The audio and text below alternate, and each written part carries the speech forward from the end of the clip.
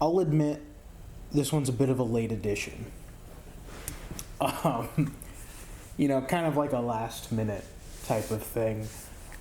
So normally what I do, or at least what I did for this Danktober, and what I do for a lot of my listicle type content is I'll set out the list ahead of time.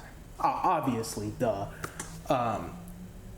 But the problem with Danktober is that a lot of it I was relying on my memory of these films, of these media properties, my memory of them being good.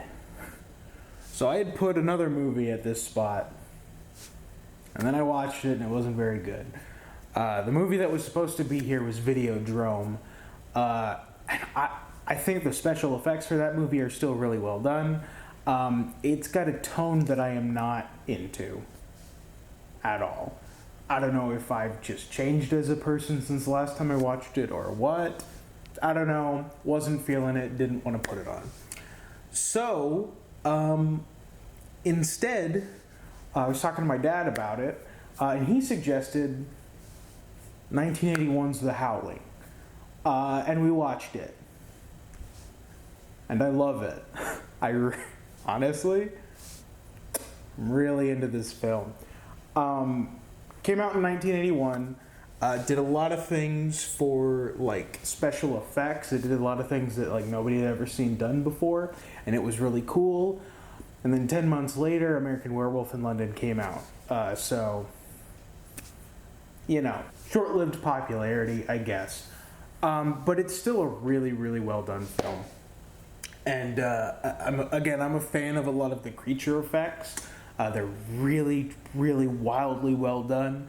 It hovers on a few sequences a little longer than I think is necessary, but it's still, really well done cinematography. It's an interesting premise about this reporter who has an interaction, like this undercover sting with a serial killer, and she gets away, but then that turns out to be a werewolf, and she moves to this colony of werewolves. It's wildly not cerebral, but it's a very interesting twist that I have not seen done before. It's not a cliched thing, for me at least. In a similar way to how Fright Night, I felt modernized. Again, these are movies from the 80s, but modernized the classic trope of the werewolf and the vampire. I feel like The Howling does the same.